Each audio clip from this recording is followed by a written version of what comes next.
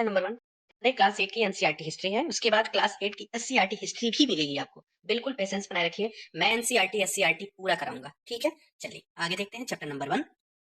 पहला चैप्टर है प्रारंभिक कथन, कैसे, कब और कहां। क्वेश्चन नंबर 1 है कि जेम्स मिल कौन थे। तो जेम्स मिल एक आपके अर्थशास्त्री थे। ऑप्शन नंबर 3 क्या थे? ये एक अर्थशास्त्री थे। मैं आपको बता दूं कि इन्होंने भारत की यात्रा कभी नहीं किया। ये दूर रह के ही भारत की मनोदशा को ही जाने। कभी भी हमारे भारत की उन्होंने कभी भी पॉजिटिव थिंकिंग अपने पास नहीं रखा। केवल इन्होंने इनको भारत के लोगों को ही नजरिए से देखा है जेम्स मिल ने। क्योंकि एक ये क्या थे? अर्थशास्त्री थे। लेकिन ये जेम्स मिल कहाँ के अर्थशास्त्री थे? तो जेम्स मिल आपके स्कॉटलैंड के अर्थशास्त्री थे। ऑप्शन नंबर 2 इसका सही जवाब है। उसके बाद है कि जेम्स मिल ने कौन सी किताब लिखी है? इनकी किताब का ही सबसे इंपॉर्टेंट नाम आता है। ये लिखे हैं हिस्ट्री ऑफ इंडिया। क्या नाम लिखे हैं? History of India. 1817 में इस किताब को इन्होंने प्रिंट किया, इसको लिखा, जिसमें भारत के इतिहास को इन्होंने 3 कालखंडों में भी बांटा इसी किताब में, जो आपको अगले क्वेश्चन में मिलेगा। अगला क्वेश्चन आपके सामने है कि जेम्स मिल ने भारतीय इतिहास को कितने कालखंडों में बांटा है? तो इन्होंने उसको 3 कालखंडों में बांटा है। कौन कौन से कालखंड है वो भी आपको अगले क्वेश्चन में मिलेंगे। कह रहा है कि जेम्स मिल ने भारतीय इतिहास को कौन से 3 खंडों में बांटा है? तो उसको उन्होंने हिंदू, मुस्लिम और ब्रिटिश, यही 3 पार्ट है जो इन्होंने बांटा है। तो क्वेश्चन नंबर 4 का जो सही जवाब होगा वो उपरोक्त सभी होगा। Option number 4। हमको एक्स्ट्रा पॉइंट भी आपको ऐड करने की जरूरत नहीं है। मैंने कोई भी ऐसा क्वेश्चन नहीं है कि जो मैंने इसका एमसीक्यू ना बनाया हो। सोचिए आप सबके लिए मैंने कितना मेहनत किया है। तो यदि आप इतना मेहनत देखते हैं तो प्लीज चैनल को सब्सक्राइब तो कर ही दीजिए पहली बार है तो, और एक लाइक जरूर कर दीजिए। क्वेश्चन नंबर 5 आपके सामने है। कह रहा है कि पश्चिम में किस काल को विज्ञान तर्क लोकतंत्र जैसी आधुनिकता की ताकत को विकास का युग समझा जाता था? तो वो था आधुनिक काल। किसको बोला जाता था? आधुनिक काल को। विज्ञान के तर्क और लोकतंत्र जैसी आधुनिकता की पहचान इससे ही मानी गई है, आधुनिक काल से। कह रहा है कि खुशन ऋषि, बहुत इंपॉर्टेंट पॉइंट है, खुशन ऋषि या सुलेखन ऋषि कौन होते हैं? तो ये जो काफी अच्छे ढंग से, बेहतर ढंग से चीजों को लिखना जानते हैं, लिख सकते हैं। तो ऑप्शन नंबर आपको कहां दिख रहा है? जो बहुत बेहतरीन ढंग से लिख सके, ऑप्शन नंबर बी, सुंदर ढंग से लिख सके, ये इसका सही जवाब हो जाता है।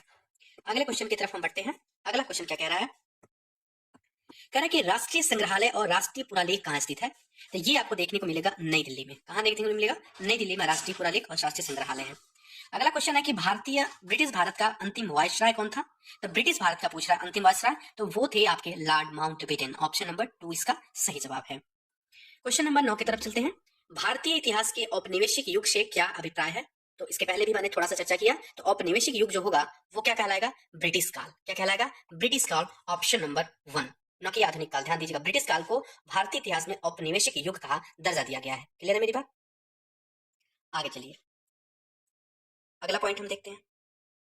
जेम्स मिल ने क्या सुझाव दिया कि ताकि भारतीयों को ज्ञान और सुखी जीवन प्रदान किया जा सके? कभी तो ये भला तो चाहे नहीं, भारत को कभी भी, भारतीय लोगों को इन्होंने पॉजिटिव थिंकिंग तो रखी नहीं। तो इन्होंने बस यही देखा कि भारतीयों को ज्ञान और सुखी जीवन प्रदान किया जा सके, तो इसके लिए क्या करना पड़ेगा? उन्होंने कितना अच्छा रह दिया कि भारत के सारे भूभाग पर आप कब्जा कर लिया। जेम्स मिल भाई साहब, उन्होंने क्या कहा कि सारे भूभाग पर कब्जा कर लीजिए। ये जेम्स मिल का सुझाव था भारतीयों के ज्ञान और सुखी जीवन को प्रदान करने के लिए। भारतीय राष्ट्रीय अभिलेखागार कब बनाया गया? ये भी ल्यूटियंस के द्वारा बनाया गया था 1851 में, कलकत्ता में बनाया गया, जो स्थानांतरित कर दिया गया 1911 में आपके आ गया था कहाँ पे? दिल्ली में। ठीक है ना? कह रहा है कि महारानी विक्टोरिया के तीसरे पुत्र का नाम क्या था? कुछ पॉइंट्स इसमें नहीं मिले हैं, तो थोड़ा सा हम ऐसे पॉइंट को ऐड किए हैं जो आपके एनसीईआरटी से रिलेटेड हो सकते हैं और एग्जाम में आ सकते हैं। तो तीसरे पुत्र का नाम था आर्थर। क्या नाम था? आर्थर। Option number 4। आर्थर को कौन सी पदवी दी गई थी? तो इसको दिया गया था ड्यूक ऑफ कॉनाट की पदवी दी गई थी। Option number 2। उसके बाद कह रहा है कि वॉरेन हेस्टिंग्स जो है वो भारत का पहला गवर्नर जनरल बनकर कब बनाया गया था इनको? तो 1773 के रेगुलेटिंग एक्ट में वॉरेन हेस्टिंग्स को भारत का पहला गवर्नर जनरल बनाया गया था। ब्रिटिश सत्ता का प्रतीक किसको कहा गया है? तो ब्रिटिश सत्ता का प्रतीक ब्रिटेनिया को कहा गया है, मतलब ब्रिटेन को कहा गया है। ब्रिटिश सत्ता का प्रतीक ब्रिटेनिया को कहा गया। उसके बाद का पॉइंट है कि लिप्टन चाय का विज्ञापन कब तैयार किया गया था? तो लिप्टन चाय एक प्रकार का राजवाड़ी राजशाही प्रकार का चाय था। इसका एक विज्ञापन हुआ था, एडवर्टीजमेंट हुआ था। कब हुआ था? 1922 में। Option number 4। कह रहा है कि अंग्रेजों की मदद के बिना हिंदुस्तान प्रगति नहीं कर सकता। यह वक्तव्य किसने दिया था? यह वक्तव्य आपका रीपन ने दिया था, सॉरी जेम्स मिल ने दिया था। किसने दिया था? जेम्स मिल ने। चूंकि आप इसको एआई करेंगे तो ये एक्चुअली इसका जवाब कहीं नहीं मिलता है, लेकिन उपरोक्त कथनों में मिल साहब के ही अकॉर्डिंग अंग्रेजों के बिना हिंदुस्तान की प्रगति नहीं हो सकती थी, तो हम जा सकते हैं।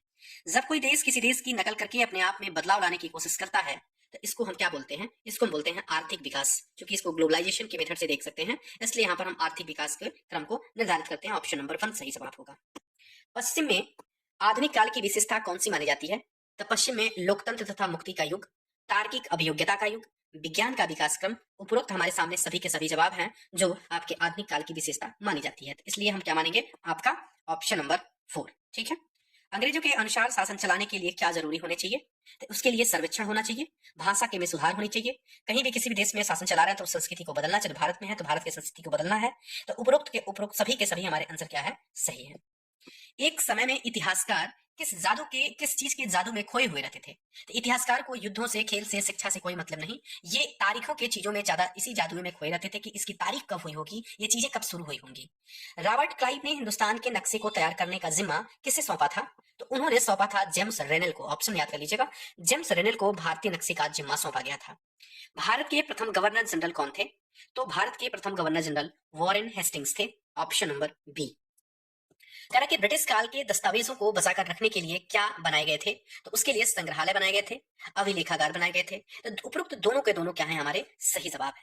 तो क्वेश्चन नंबर पहला कह रहा है कि किस मुगल साम्राज्य के मृत्यु के बाद से अंग्रेजों की स्थिति पनपने लगी थी? यानी वो मुगल साम्राज्य कौन था जिसकी मृत्यु हो जाने के बाद से अंग्रेजों ने अपने जड़ें जमानी शुरू कर दी थी? तो वो थे औरंगजेब। औरंगजेब की मृत्यु कब हुई थी? क्वेश्चन नंबर 2 में आते हैं कि मुगल बादशाह औरंगजेब की मृत्यु कब हुई थी? तो उसकी मृत्यु हुई थी 1707 में। ऑप्शन नंबर 3 इसका सही जवाब है। जो भी क्वेश्चन बता रहे हैं ना, आपको एनसीईआरटी जाइए, खोल के देखिए, आपको रियल एनसीईआरटी है ये। क्लियर है? अगला क्वेश्चन आपके सामने, ब्रिटिश का भारत में पनपने का कारण क्या था?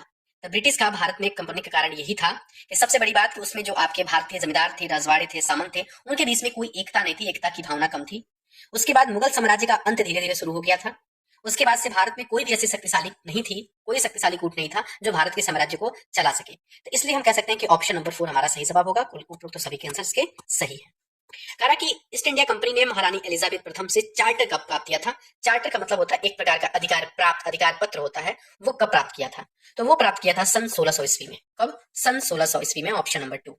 उसके बाद क्वेश्चन नंबर 5 कह रहा है कि ईस्ट इंडिया कंपनी को महारानी एलिजाबेथ प्रथम से चार्टर में कितने वर्षों का एकाधिकार प्राप्त हुआ था? उन्होंने कितने वर्षों पर एकाधिकार, मतलब केवल कंपनी ही इसमें आपका व्यापार कर सकती है, तो कितने वर्षों के लिए था? तो वो था 15 वर्षों के लिए। कितने वर्षों के लिए? 15 वर्षों के लिए उन्होंने चार्टर प्राप्त किया था महारानी एलिजाबेथ प्रथम से।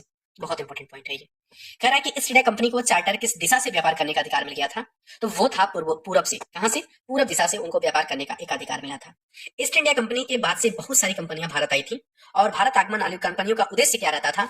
उनका क्या उद्देश्य? भारत में साम्राज्य स्थापित करना था, कि भारत से एक ही चीजें करना था, कि भारत को लूटना था, कि इसमें से कोई नहीं।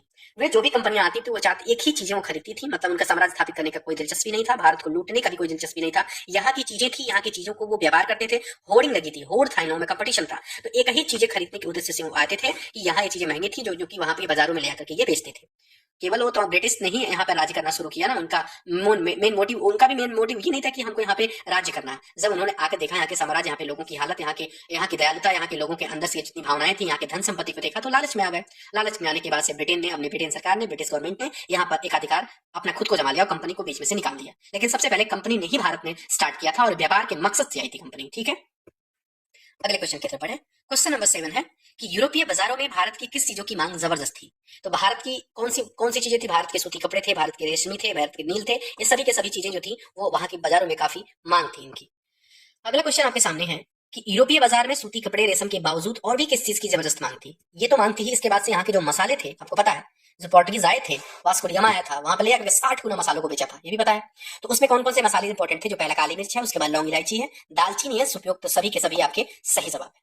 रीजन क्या था कि वहां का जलवायु काफी शीतोष्ण है, ठंडी जलवायु है, लोग गर्म खाना पसंद करते हैं, तो गर्म खानों के लिए आपको गर्म मसालों का प्रयोग ज्यादा जरूरी था, इसलिए इन चीजों की मांग वहां पे बहुत हाईली बढ़ गई थी। भारत में पहले अंग्रेज फैक्ट्री कहाँ खोली गई थी? तो भारत में सबसे पहले अंग्रेज फैक्ट्री आपकी सूरत में खोली गई थी। कहाँ खोली गई थी? सूरत में। इसका भी जवाब है कब खोली गई थी, अगले क्वेश्चन में मिलेगा आपको कि भारत में पहले अंग्रेज फैक्ट्री सूरत में कब खोली थी? तो 1613 ईस्वी में। कब खोली थी? 1613 में। ऑप्शन नंबर 20 का सही जवाब। कह रहा कि बंगाल में पहले इंग्लिश फैक्ट्री कब खुली थी? तो बंगाल में सबसे पहले इंग्लिश फैक्ट्री आपकी 1651 में खुली थी। कब खुली? 1651 में ब्रिटिश फैक्ट्री खुली थी। क्लियर है मेरी बात? आगे बढ़ते हैं। अगले क्वेश्चन का है मेरा कि आपका कि कंपनी ने आबादी के चारों तरफ किला बनाना कब शुरू कर दिया था?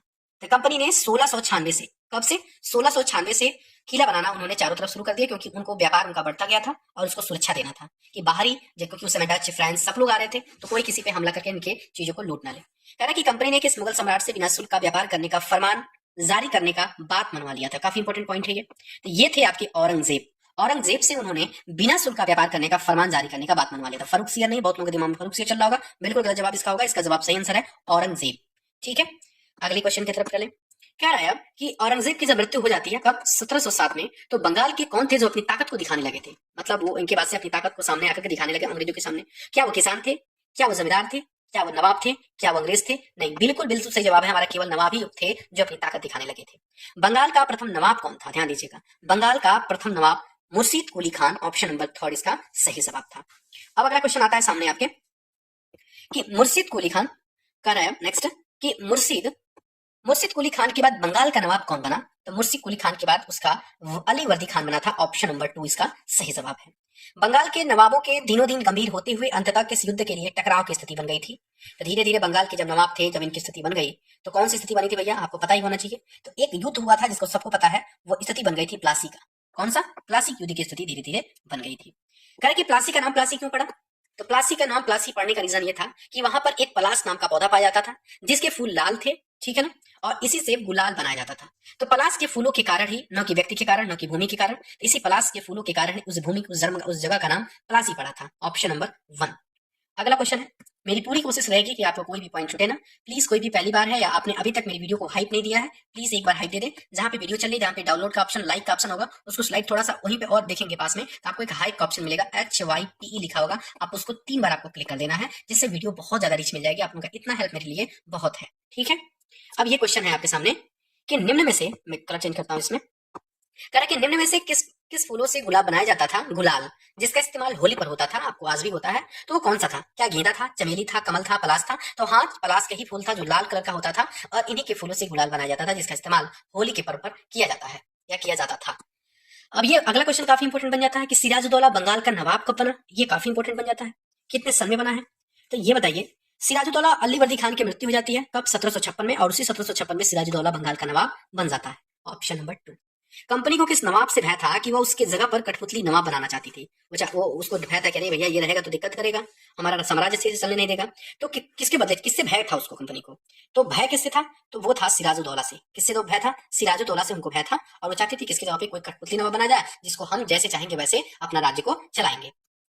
अगला क्वेश्चन है कि 30,000 सिपाहियों के साथ किस नवाब ने कासिम बाजार स्थित इंग्लिश फैक्ट्री पर कब्जा कर लिया था? तो और कोई नहीं था, वही नवाब सिराजुद्दौला थे, जिन्होंने कंपनी कासिम बाजार वाली जो कंपनी थी इंग्लिश फैक्ट्री की, उस पर उन्होंने कब्जा जमा लिया था। सिराजुद्दौला को रोकने के लिए किसके नेतृत्व में सेनाएं रवाना हुई थी? ये सबको पता है, किसके किसके मतलब किसके नेतृत्व में? रॉबर्ट क्लाइव के समय, रॉबर्ट क्लाइव के नेतृत्व में सेनाएं क्या हुई थी, रवाना हुई थी। और आपको बता दें, और इस सेना को एक जो आपके नौसैनिक होते हैं, नौसैनिक का मतलब जो आपके समुद्र में होते हैं, उनके बेड़े का भी उनको लाभ मिला था, उनकी मदद से समुद्र के रास्ते ये आए थे और ये सेनाएं आकर के इनके साथ युद्ध की थी, और यही प्रारूप प्लासी का युद्ध बना था। तो प्रसिद्ध प्लासी की युद्ध है वो कब हुआ था? डेट सबसे ज्यादा इंपॉर्टेंट है, तो डेट है आपका 23 जून 1757। गिनती नहीं है कितनी बार एग्जाम में पूछा गया है, तो ऑप्शन नंबर सी इसका सही जवाब है। प्लासी के युद्ध में सिराजुद्दौला के खिलाफ कंपनी का नेतृत्व किसने किया था? तो प्लासी के युद्ध में सिराजुद्दौला के खिलाफ आपको पता होना चाहिए कौन कौन इसमें है, रॉबर्ट क्लाइव है कि कार्नवालिस है, कौन होगा? जस्ट मैंने उसके ऊपर भी बताया था किसके नेतृत्व में सेनाएं रवाना हुई थी, तो रॉबर्ट क्लाइव ही इसका सही आंसर हो जाएगा, ठीक है। प्लासी के युद्ध में नवाब के हार का सबसे बड़ा कारण क्या था? कि भारत के जमींदारों ने मदद नहीं किया, कि नवाब की जो पद्धति थी वो अच्छी नहीं थी, सैनिक पद्धति, उसके सेनापति मिर्जा जाफर ने युद्ध में हिस्सा नहीं लिया, ये कि उपरोक्त सभी? आप क्या मानेंगे? यदि आप एनसीईआरटी के हिसाब से आ रहे हैं तो उसमें सबसे इंपॉर्टेंट पॉइंट ये बन जाएगा कि उनका जो सेनापति था मिर्जा जाफर, उन्होंने क्या थी, उन्होंने इस युद्ध में हिस्सा नहीं लिया था, और यही सबसे बड़ा हार का कारण था। उसके पास सेना पद्धति भी अच्छी थी, बहुत सारे जमींदारों का हेल्प था, लेकिन अंदर से था, कोई बाहर सामने प्रत्यक्ष रूप से नहीं था, लेकिन सबसे बड़ा कारण था इन्होंने, मिर्जा जाफर ने इनको धोखा दे दिया, और इसी युद्ध में हिस्सा नहीं लेने की वजह से इस नवाब को हार का सामना करना पड़ा था। क्वेश्चन नंबर 27 है आपका, भारत में कंपनी की प्लासी के युद्ध में जीत कौन सी जीत थी? तो ये सबसे बड़ी उसकी जीत थी, जिसको हम क्या बोलते हैं, कंपनी की प्लासी का युद्ध जो था वो पहली जीत थी। कौन सी जीत थी? पहली जीत।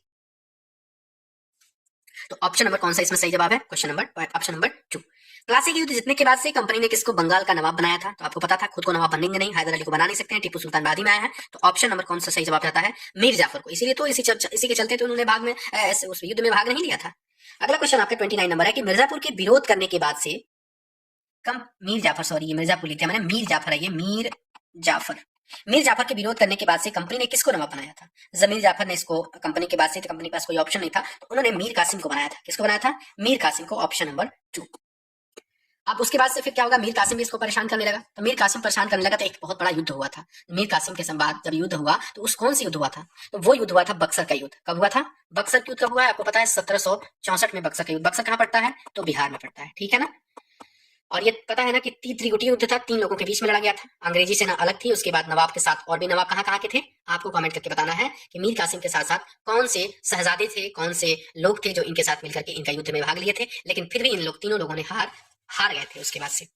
बक्सर की लड़ाई के बाद से अंग्रेजों को पुनः किसको नवाब बनाया जाता है, अंग्रेजों ने पुनः किसको नवाब बनाया, तो उसके बाद से मीर कासिम जब झगड़ा बवाल कर लिया है तो उन्होंने फिर से मिर्जाफर को बनाया है, ऑप्शन नंबर 2।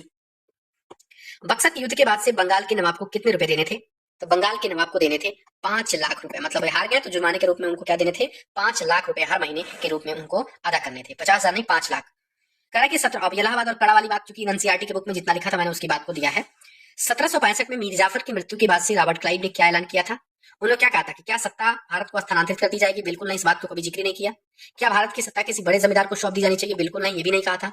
हमें खुद ही नवाब बनना पड़ेगा या बनना चाहिए, ये जवाब उन्होंने दिया था। इसी बात को कहा था कि जब मीर जाफर अब नहीं रहा तो मीर कासिम हमसे लड़ाई ही हो चुकी है तो बचा ही कौन, तो हमको क्या करना चाहिए, अब हमको खुद ही नवाब वहां पे बनना पड़ेगा। तो ऑप्शन नंबर सी इसका सही जवाब बन जाएगा। अगले क्वेश्चन की तरफ हम बढ़ते हैं। अगला क्वेश्चन क्या कह रहा है कि कंपनी को बंगाल की दीवानी कब प्राप्त हुई थी, काफी इंपॉर्टेंट पॉइंट है, कई बार आ चुका है। तो 1765 में, कब, 1765 में बंगाल की दीवानी कंपनी को प्राप्त हो गई। रॉबर्ट क्लाइव इंग्लैंड से भारत पहली बार कब आया था, तो सबसे पहली बार वो 1744 में आया था, ठीक है ना, ऑप्शन नंबर 2 इसका सही जवाब है। 2 बार वो भारत में आया है। उसके बाद कह रहा है कि रॉबर्ट क्लाइव जब भारत आया तो उसकी उम्र कितनी थी, तो उसकी उम्र मात्र 18 वर्ष थी। कितनी उम्र थी उसकी, 18 वर्ष। क्लियर है। अगले क्वेश्चन की तरफ चले। अगला है रॉबर्ट क्लाइव भारत में कितनी बार गवर्नर बनकर आया था, तो 2 बार आया था, 1765 से 1767 तक रहा, 1767 में 67 में चला गया था फिर दोबारा। चूंकि 1944 है ये और एनसीईआरटी में आपका 1743 ही दिया है, तो आप इसी को मान के चलिएगा, 1743 आप इसको हटा लीजिएगा, गूगल करेंगे आपको 1744 देगा, एनसीईआरटी आपको 1743 दिया है तो आप 1743 ही मानिएगा। क्लियर है। अब अगला क्वेश्चन आपके सामने में 2 बार आया, ये भी हो गया। रॉबर्ट क्लाइव अंत में भारत से कब रवाना हुआ है, तो अंत में भारत से वो 1767 में रवाना हुआ है, ऑप्शन नंबर 2। रॉबर्ट क्लाइव जब भारत से रवाना हुआ तो उसकी दौलत कितने पाउंड के बराबर थी, तो ये पाउंड थी इसकी 401102, इतने पाउंड थी। इसको देख करके इस पे काफी शक का भी गया और वहां ब्रिटिश ने इनसे जवाब भी किया, ये भ्रष्टाचार में खुद को इनको आरोपी से इनको अपने आप पे सफाई भी देनी पड़ी थी, इतने पैसे कहां से आए हैं आपके पास। अगले क्वेश्चन में आपको मिलेगा कि किस गवर्नर जनरल को खुद भ्रष्टाचार के आरोपों पर सफाई देने पड़ी थे, वो थे यही कौन, रॉबर्ट क्लाइव। कौन थे ये, रॉबर्ट क्लाइव थे, ठीक है ना। अगला क्वेश्चन देखिए। अगला क्वेश्चन क्या कह रहा है कि किस गवर्नर जनरल ने अपनी आत्महत्या कर ली थी, तो यही थे रॉबर्ट क्लाइव ने अपनी आत्महत्या 1774 में जाकर के कर लिए, ठीक है ना। भ्रष्टाचार से आरोप इनको 1772 में आरोपों से मुक्त होते हैं, खुद को सफाई देने पड़े थे इनको, और 1774 में जाकर के इन्होंने आत्महत्या कर लिया था। किस लड़ाई के बाद से कंपनी ने भारतीय रियासतों में रेजिडेंट तैनात कर दिए, तो वो कौन सा युद्ध था, तो रेजिडेंट तैयार करने का सबसे बड़ा रीजन था बक्सर की जब लड़ाई हुई है 1764 में, उसके बाद से कंपनी ने भारतीय रियासतों में रेजिडेंट तैयार करने शुरू कर दिए हैं। इंपॉर्टेंट पॉइंट बनता है, काफी इंपॉर्टेंट बनता है, ध्यान में रखिएगा। सबसे पहले किस रियासत पर सहायक संधि थोपी गई थी, तो आप सबको पता है सबसे पहले किस रियासत पर सहायक संधि थोपी गई थी, तो वो था आपका अवध। कौन था, अवध, ठीक है। कब थोपी गई थी सहायक संधि, 1801 में, ठीक है। तो कौन सा इसमें था, सहायक संधि किस पे थोपी गई थी, अवध में, ऑप्शन नंबर 1। कब थोपी गई है, 1801 में। लेकिन दूसरा कौन था, यही हैदराबाद, दूसरी सहायक संधि हैदराबाद पे थोपी गई। अब अगला पॉइंट है, मैं आपको बता दूं सहायक संधि होती क्या है। सहायक संधि क्या होती है, एक प्रकार की, इसमें क्या होता है कि कंपनी अपनी सेना देती है उस रियासत के मतलब रियासत को, और उनकी जिम्मेदारी होती है इस रियासत की कि इनकी सेना के रखरखाव उनको करना पड़ेगा, जो भी इनके खर्चे की रकम होगी वो वही देंगे। यदि वो खर्चे की रकम नहीं दे पाते हैं तो उनका जो इलाका होता था ये अंग्रेज अपने कब्जे में ले लेते थे। यही बात सेम हुई किसके साथ, अवध के साथ, ठीक है ना। अगले पॉइंट की तरफ बढ़ेंगे, अवध पर सहायक। इसके बाद इंपॉर्टेंट पॉइंट अगला है हमारा कि किस संधि में सेवा के रखरखाव के खर्चे की जिम्मेदारी उसी रियासत की होती थी, यही है सहायक संधि, ऑप्शन नंबर 1। अवध पर सहायक संधि कब थोपी गई थी, तो अवध पर सहायक संधि 1801 में थोपी गई थी, ऑप्शन नंबर 2। अवध पर सहायक संधि किसने थोपी थी, तो ये थे लॉर्ड वेलेस्ली। कौन थे ये, ऑप्शन नंबर 4, लॉर्ड वेलेस्ली ने इन पे क्या हुआ था, सहायक संधि थोपी थी। क्लियर है मेरी पॉइंट, कोई भी पॉइंट आपको छूटने वाला नहीं है, ठीक है। चलिए अगले पॉइंट की तरफ बढ़ते हैं। अगला क्वेश्चन आपके सामने है कि किसके नेतृत्व में मैसूर काफी ताकतवर हो गया था, तो वो थे आपके हैदर अली और टीपू सुल्तान। इन दोनों के देख रेख में आपका मैसूर काफी ताकतवर हो गया था। क्वेश्चन नंबर 48 की तरफ आते हैं कि 1785 में किस सुल्तान ने अपने रियासत में पड़ने वाले बंदरगाहों से चंदन की लकड़ी, काली मिर्च और इलायची पर के निर्यात पर रोक लगाती थी, तो ये कौन थे, ये सबसे इंपॉर्टेंट पॉइंट है, ये थे आपके टीपू सुल्तान। कौन थे, टीपू सुल्तान, ऑप्शन नंबर 2। अब आते हैं 49 नंबर की तरफ। क्या कह रहा है क्वेश्चन कि किस नवाब ने फ्रांसीसियों के साथ संबंध स्थापित किया और उसकी मदद से अपनी सेवा का आधुनिकीकरण किया है, मॉडर्नाइजेशन किया है।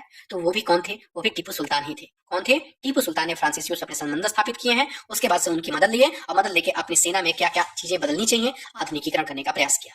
क्लियर है? इंपॉर्टेंट पॉइंट बनता है इससे। किस आंग्ल मैसूर युद्ध में टीपू सुल्तान मारा गया है?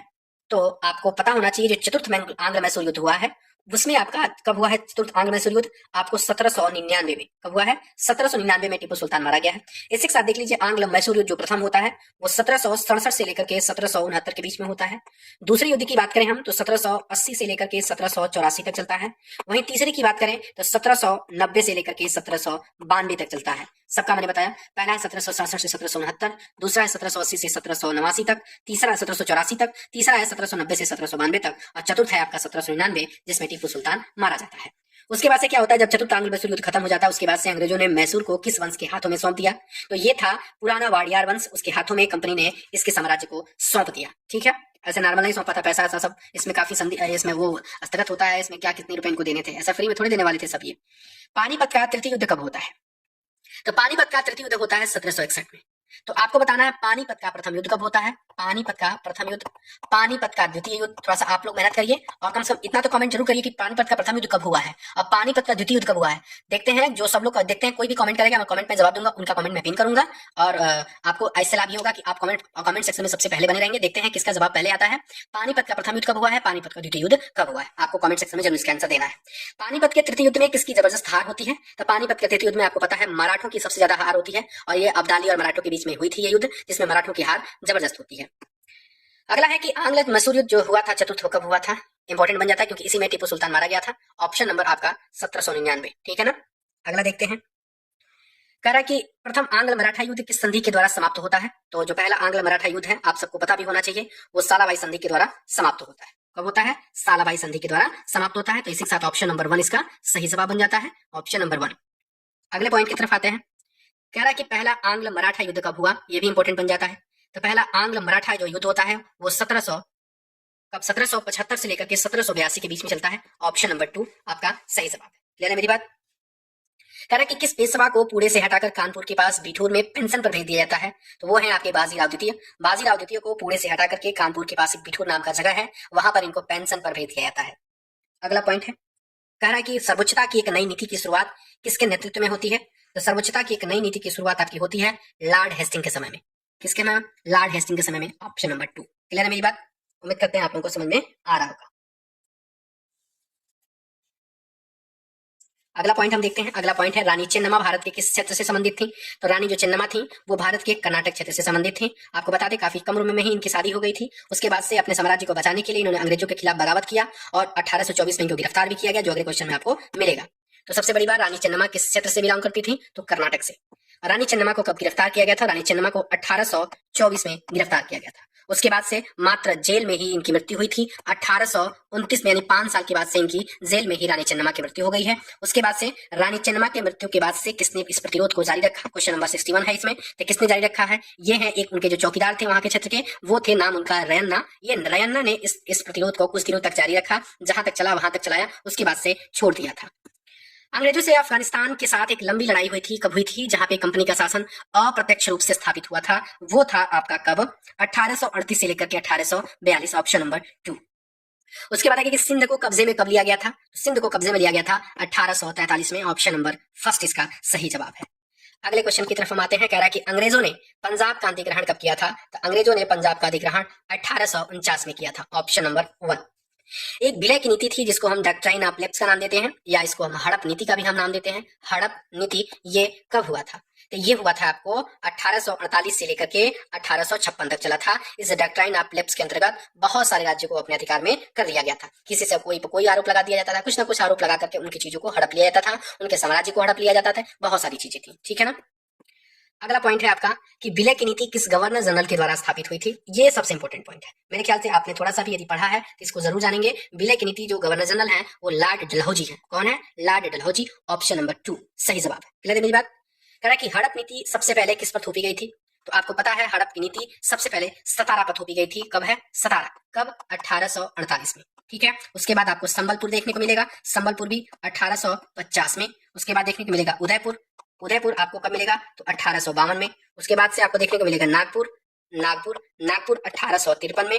उसके बाद से देखने को मिलेगा झांसी, इंपॉर्टेंट है, झांसी सबसे इंपॉर्टेंट है 1854 में। उसके बाद से ऐसे ऐसे बहुत सारे राज्य और भी हैं एक दो जो इनके सबसे इंपॉर्टेंट है आपको कब, झांसी और संबलपुर इंपॉर्टेंट है 1850 में, और झांसी आपका 1800 कब, 54 में। क्लियर है मेरी बात। झांसी पर हड़प की नीति कब थोपी गई, तो मैंने बल्कि बताया कि 1854 में, ऑप्शन नंबर 2। किस प्रदेश को कुशासन का आरोप लगाकर हड़प नीति के तहत अपने नियंत्रण में किया गया, वो था अवध। इंपॉर्टेंट पॉइंट है, अवध को कहा गया इनको शासन चलाने नहीं आ रहा है तो इनके साम्राज्य हम हड़प लेंगे, हमारा आप स्थानांतरित कर दीजिए अपने साम्राज्य को, नियंत्रण से बाहर करिए, तो वो था आपका अवध। क्लियर है मेरी बात। कहा कि अवध को किस कुशासन का आरोप लगाकर कब नियंत्रण में लिया गया था, तो अभी मैंने बताया कि अवध को कब कुशासन का आरोप लगाया था। अवध को जो अपने आप में किया गया था वो कब था, 1858 कि 1856। आपको पता है 1848 लेकर के 1856 तक चला ही है, तो जाहिर सी बात है ऑप्शन नंबर बी की तरफ चलेंगे। ठीक है, अगला पॉइंट देखेंगे हम कि नए प्रशासन की स्थापना के तहत कौन सी 3 प्रेसिडेंसी थे, तो वो था आपका, पहला था बंगाल, दूसरा था आपका मद्रास, और तीसरी थी आपकी मुंबई। 3 याद कर लीजिएगा, ये है ऑप्शन नंबर 3। बंगाल का शासन सही ढंग से न चलाने के आरोप में किस ब्रिटिश संसद में महाभियोग का मुकदमा चलाया गया था, तो ये था, ये सबसे इंपॉर्टेंट बनता है पॉइंट, किस पे चला था, तो ये है वॉरेन हेस्टिंग्स। कौन है भैया, वॉरेन हेस्टिंग्स है, जिन पे मुकदमा चला था कि आपको वहां पर सही ढंग से आपने शासन नहीं चलाया है। ऑप्शन नंबर 3 इंपॉर्टेंट पॉइंट बनता है ये। किस रेगुलेटिंग एक्ट के तहत एक सर्वोच्च न्यायालय की स्थापना हुई थी, सबको पता है रेगुलेटिंग एक्ट 1773 आया है और 1774 में सर्वोच्च न्यायालय की स्थापना होती है। अगले की तरफ चलेंगे हम।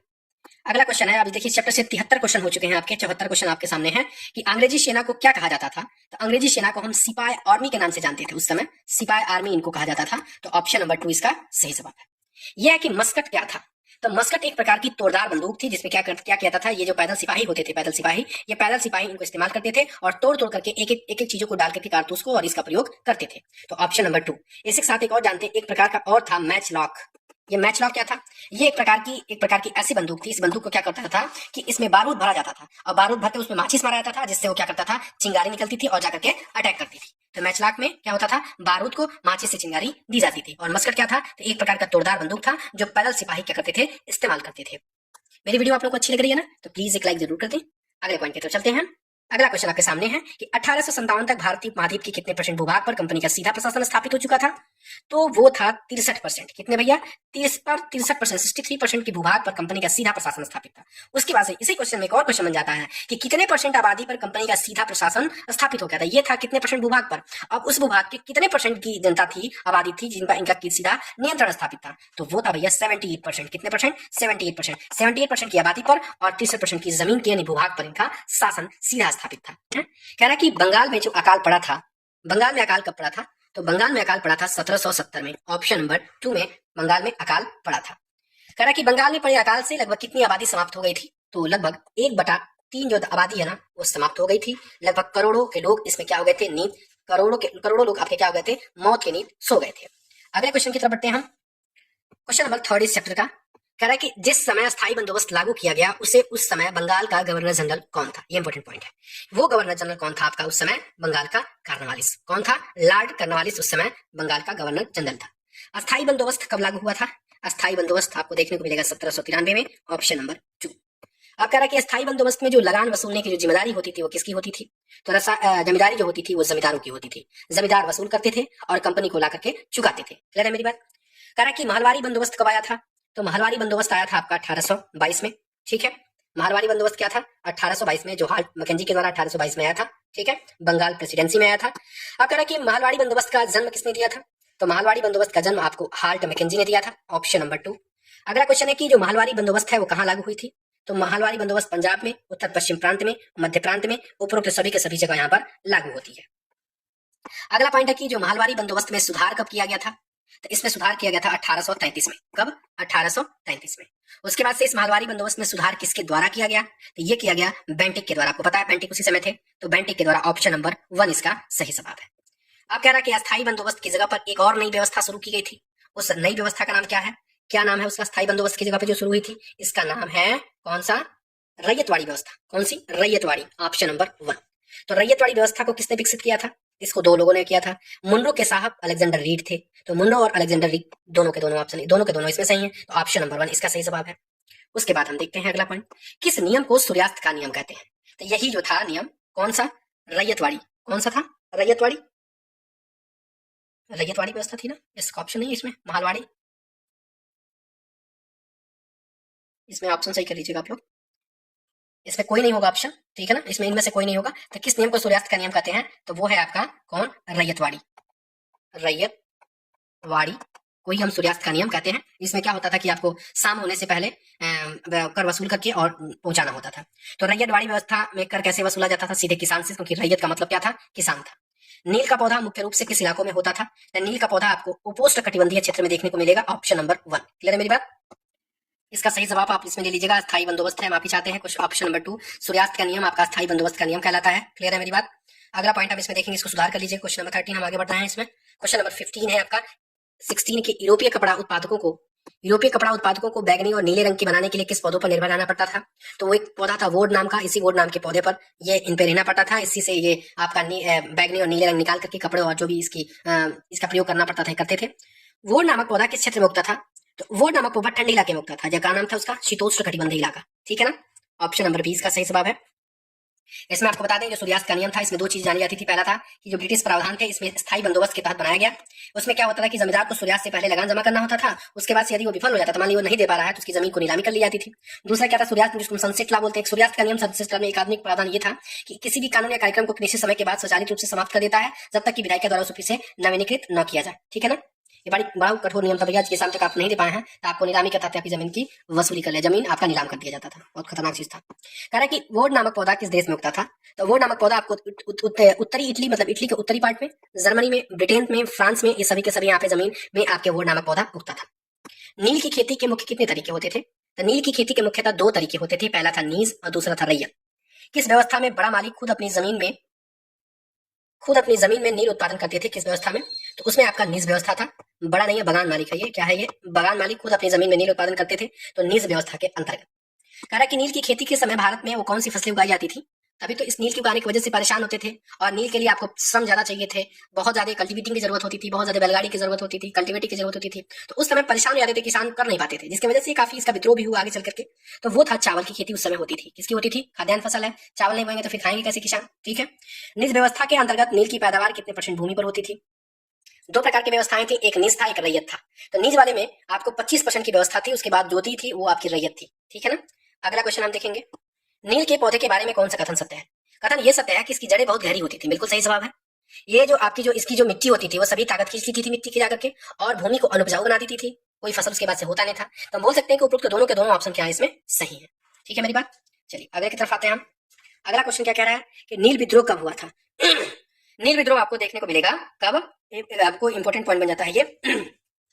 नील विद्रोह 1859 में आपको देखने को मिलता है, ऑप्शन नंबर 2 इसका सही जवाब है, ठीक है। अगले क्वेश्चन की तरफ 25 नंबर क्या है कि जो नील विद्रोह की शुरुआत कहां से होती है, नील विद्रोह की शुरुआत आपकी होती है कहां से, पश्चिम बंगाल से, ऑप्शन नंबर 3। किस मजिस्ट्रेट ने नोटिस जारी किया कि नील अनुबंध वाले मानने वाले मजबूर नहीं किए जाएंगे, ये थे एस्ले ईडन। कौन थे, एस्ले ईडन, ऑप्शन नंबर 1। ये मजिस्ट्रेट उस समय उन्होंने कहा कि अब कोई भी नील अनुबंध मानने के लिए कोई भी किसान मजबूर नहीं होगा, आप करें या न करें। नील उत्पादन व्यवस्था की जांच करने वाला जो नील आयोग था, वो किसको दोषी ठहराया, इन्होंने बगान मालिकों को दोषी ठहराया, कि किसानों को दोषी ठहराया, कि ब्रिटिश अधिकारियों को दोषी ठहराया, कि उपरोक्त सभी में। जाहिर सी बात है ब्रिटिश अधिकारी को ठहराया गया नहीं, किसान पे सहानुभूति आ गई थी, तो कौन थे, बगान मालिक, ऑप्शन नंबर 1, ठीक है। अगला क्वेश्चन देखिए कि निम्नलिखित में से किस काश्तकार ने 5 जून 1860 को नील आयोग के सदस्यों से बात की थी, वो थे हाजिमुल्ला, क्योंकि ये आयोग जाकर के उनसे बात किया था 5 जून 1860 में, हाजिमुल्ला। कौन थे, हाजिमुल्ला, जो कहाँ के रहने वाले थे, चांदपुर के रहने वाले थे, और थाना इनका क्या था, हरदी, ठीक है ना। मंगलवार का दिन था, ये गए थे, मिलकर आए थे लोग, नील काश्तकार के जो भी अधिकारीगण थे, इनके सदस्य लोग थे, गए थे और मिलकर के आए थे। कह रहा कि महात्मा गांधी का आगमन सर्वप्रथम बिहार में कहाँ होता है, तो आप लोग डायरेक्ट आंसर मार देंगे चंपारण, लेकिन चूंकि गलत है। सबसे पहले उनका आगमन पटना में होता है, कब होता है, तो 10 अप्रैल को होता है। 10 अप्रैल को पटना आते हैं, सबसे पहले चंपारण पहली बार नहीं गए, सबसे पहले वो आते हैं पटना, और यहीं से उन्होंने अपनी यात्रा को शुरुआत किया है। तो अब बात आती है कि पटना की बात से जो चंपारण गए थे, जहां पर उन्होंने क्रांति की शुरुआत की थी, वो कब किया था, तो वो किया था 15 अप्रैल को। आप बिहार का स्पेशली एग्जाम देने जा रहे हैं, तो आपको स्पेशली इस पर ध्यान देना है कि 15 अप्रैल 1917 को महात्मा गांधी ने चंपारण पहुंचे थे। पहला क्वेश्चन आपका कि मुंडा एक जनजातीय समूह है, बिल्कुल है, जो कहाँ रहता है, तो आपको पता है झारखंड का इलाका, झारखंड के इलाके में से कौन से सही हो सकता है, तो छोटा नागपुर का पठार, ऑप्शन नंबर 1। बिरसा मुंडा को जंगल में घूमते हुए कब देखा गया था, तो बिरसा मुंडा को जंगल में घूमते हुए 1895 में देखा गया था, क्योंकि मेरे नोट्स में 1859 गलती से लिख दिया गया, प्लीज उसको अवॉइड करके उसको सही कर लीजिएगा, 1855 इसका सही जवाब होगा, ठीक है। बिरसा मुंडा के समर्थन में कौन कौन से शामिल थे, तो बिरसा के मुंडन में समर्थन में आपके संथाल भी थे, उराव भी थे, इसलिए ऑप्शन नंबर दोनों इसका सही जवाब बन जाता है। थर्ड, दीकू कौन थे? दीकू से आपको पता है कि संथालों को काफी ज्यादा परहेज था, परेशानी था, वे आना नहीं चाहते थे, देखना नहीं चाहते थे। तो बिरसु जो दीकू थे वो बाहरी लोग थे। कौन थे? बाहरी लोग। Option number fourth. पांचवें क्वेश्चन की तरफ हम आते हैं। पांचवा क्वेश्चन क्या था आपका कि जो जनजातीय समूह के लोग थे वो अपने जीवन यापन के लिए किस प्रकार की खेती करते थे? तो वो जीवन यापन के लिए खेती करते थे झूम खेती, कभी यहाँ कभी वहां। झूम खेती मतलब इसको हम बर्न और स्लैश नाम देते हैं, मतलब यहाँ पे किसी जंगल में गए, वहां पे उन्होंने उसको काटा, वहां पे खेती किया, फिर उसको छोड़ दिया, फिर दूसरी जगह चले गए थे। इस प्रकार के झूम खेती आपकी जनजातीय लोगों के समूह के द्वारा की जाती थी। खोड़ जो समुदाय था वो जंगल में रहने वाला था, जो कहाँ का था? तो खोड़ जो समुदाय था वो उड़ीसा का रहने वाला था। कहाँ का? उड़ीसा। ऑप्शन नंबर 2 इसका सही जवाब। और ये मैं आपको बता दूं, ये पत्तले बनाती है, सॉरी, ये आगे जाकर के जो आपके पलाश के फूल थे उनको रंग बनाने के लिए लोगों को ये मतलब प्रोवाइड भी कराते थे। और ये कोर समुदाय उड़ीसा का रहने वाला था। इसमें आपकी जो समुदाय बना करके, टोलियां बना करके लोग शिकार पे जाया करते थे। ठीक है, इंपॉर्टेंट पॉइंट है ये। अगला पॉइंट हम देखते हैं, जनजातीय जो समूह के लोग थे वो खाना पकाने के लिए किसके तेलों का प्रयोग करते थे? क्या सरसों के तेल का प्रयोग करते थे, कि साल और महुआ का प्रयोग करते थे, कि उपरोक्त सभी? भाई सरसों की तो उस समय बात नहीं थी, इनको जानकारी नहीं था। आदिवासी जनजातीय लोग थे तो इनको साल और महुआ, ये दो प्रकार के जो पेड़ थे, इनसे जो तेलों का तेल निकालते थे वो खाना पकाने के लिए करते थे, और उनको दीपक में रख करके उनका उजाले का भी काम करते थे। कह रहा है कि डुंगरिया जो कंद कबीला है वो एक्चुअली की औरतें किसकी पत्तियों से पत्तले बनाती हैं? तो एक प्रकार का पेड़ है, उसका नाम है पंडाड़ू। क्या नाम है? तो पंडाड़ू की पत्तियों से वे क्या करती हैं? पत्तियों से पत्तले बनाती हैं। कौन? डुंगरिया कंद की कबीले। अब ये आता है कि जो डुंगरिया कंद की कबीले हैं वो किस क्षेत्र से संबंधित थे? तो डुंगरिया केल के कबीले जो थे वो किस मतलब उनका एरिया क्या था, उनका क्षेत्र क्या था? तो वो क्या कहाँ के थे? वो उड़ीसा। कहाँ के थे ये? उड़ीसा। ऑप्शन नंबर 1 सही जवाब। कह रहे कि कपड़े और चमड़े की रंगने के लिए किसकी जरूरत पड़ती थी?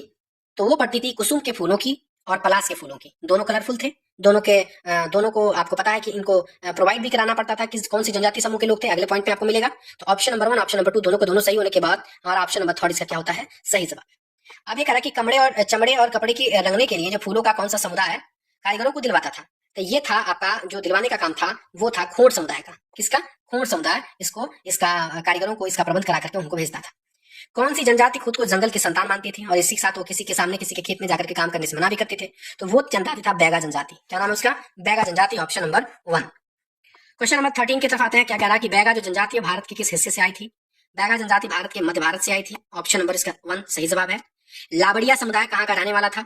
तो लावड़िया जो समुदाय है वो आंध्र प्रदेश का रहने वाला था। ऑप्शन नंबर 1 इसका सही जवाब है। ठीक है, अगले की तरफ बढ़ते हैं। अगला क्या है हमारा कि कहाँ की जो गद्दी जो समुदाय थी वो गडरिया था। तो वो आपका कुल्लू का हिमाचल प्रदेश, यानी ऑप्शन नंबर 1 और ऑप्शन नंबर 2 दोनों के दोनों सही है, इसलिए ऑप्शन नंबर 3 इसका सही जवाब है। मध्य भारत की जो आदिवासियों को सबसे अच्छा शिकारी माना जाता था तो वो आपकी कौन सी होती थी? बैगा जनजाति को सबसे अच्छा शिकारी माना जाता था। मैं आपसे पूछूं जो गुज्जर थे, गुज्जर आपके कहाँ के थे? तो पंजाब के पहाड़ी इलाका से थे। कहाँ के? पंजाब के पहाड़ी इलाका से। ठीक है, और ये लवाड़िया जो समुदाय है ये दोनों के दोनों गाय भैंस पालते थे। क्या पालते थे? गाय भैंस का झुंड पालते थे। इनसे जो दूध दही होती थी उनको बेचते थे और इससे अपना जीवन यापन करते थे। अगला क्वेश्चन है कि मध्य प्रदेश में घुमंतू खेती के लिए इस्तेमाल होने वाला जो शब्द है वो कौन है? तो उसका नाम है बेवड़ा। ये बोलते हैं गांव में कि बेवड़े की तरह घूमता रहता है। तो बेवड़ा का मतलब क्या होता है? घुमंतू खेती में या मध्य प्रदेश में इस्तेमाल होने वाला एक प्रकार का शब्द है जनजाति लोगों के लिए। कह रहा है कि ब्रिटिश भारत के तहत आदिवासी मुखियाओं को जमीन का मालिकाना हक तो मिला, लेकिन कौन सा हक इससे छिन गया था? तो इससे कौन सा हक छीना था? इसमें हक छिन गया था, शासकीय शक्तियां इनसे छीन गई थी। मतलब इनको किसी साम्राज्य पर अधिकार करना, मतलब किसी शासन चलाने का अधिकार इनसे छिन गया था। ठीक है, अब कह रहा है कि संग्राम सोंगमा, याद रखिएगा, संग्राम और सोंगमा नाम का ये व्यक्ति है वो कहां से संबंधित है? जिन्होंने 1906 में वन सत्याग्रह में हिस्सा लिया था। तो ये रहने वाले हैं आपके असम के। कहां के रहने वाले हैं? असम के। Option number 1। निम्नलिखित में से कौन सा वो समुदाय है जो वर्तमान झारखंड में स्थित हजारीबाग के आसपास रेशम के कीड़े पालता था? तो वो है आपका संथाल। कौन है? संथाल। उरांव भी था, क्योंकि ऑप्शन केवल एनसीईआरटी में संथाल है तो ऑप्शन केवल संथाल की तरफ चलेंगे। उसके बाद से ये लोग रेशम के कीड़े पालते थे, जिसके बाद इससे कृमि कोष निकलता था। अब इसमें 1000 कृमि कोषों को बेचने पर कितने रुपए मिलते हैं? बहुत मिनिमम चार्ज था इसका, काफी मिनिमम, मात्र 3 से 4 रुपए मिलता था, मात्र 3 से 4 रुपए। लेकिन आगे क्वेश्चन में क्या कह रहा है? अब इसी कृमि कोषों को कहां बेचा जाता था? जहां पर उसको 5 गुना कीमत पे बेचा जाता था। तो क्या महाराष्ट्र में बेचा जाता था? क्या कुल्लू घाटी में बेचा जाता था? क्या वर्धमान? हाँ, वर्धमान जो इलाका है वो पश्चिम बंगाल का है। इसी वर्धमान इलाके में एक प्रकार का एक जमींदारी इलाका था तो वहां पर जाकर इनको 5 गुनी कीमत पर बेचा जाता था। किनको? कृमि कोषों को। कह रहा है कि 1920 के दशक में बिहार की जो झरिया और रानीगंज का कोयला का खाद्यान्न है, इनमें काम करने वाले लगभग कितने % आदिवासी थे? तो लगभग 50%। कितने %? 50% आपके आदिवासी काम करते थे। Option number 2। कब? 1920 की दशक में। कोल आदिवासियों ने विद्रोह कब किया था? तो कोल आदिवासियों का विद्रोह जो था वो 1831 से 1832 तक, कोल विद्रोह 1831-32 में जाना जाता है। संथाल विद्रोह यानी संथालों ने बगावत कब किया था? तो ये था 1855-56 में आ जाएंगे, हमारे संथालों ने विद्रोह किया था, जिसको हम संथाल विद्रोह के नाम से जानते हैं। अब अगला क्वेश्चन है कि जो मध्य भारत में जो बस्तर का विद्रोह हुआ था, बस्तर का विद्रोह कब हुआ था मध्य भारत में? तो बस्तर का विद्रोह आपका 1910 में देखने को मिलता है। उसके बाद से एक और विद्रोह आता है महाराष्ट्र में, वर्ली विद्रोह, काफी इंपोर्टेंट पॉइंट है, भी ध्यान रखिएगा। तो महाराष्ट्र में वर्ली विद्रोह आपको 1940 में देखने को मिलेगा। ऑप्शन नंबर 2 इसका सही जवाब है। अगला क्वेश्चन, बिरसा मुंडा का जन्म कब हुआ था? तो बिरसा मुंडा का जन्म होता है 1870 में।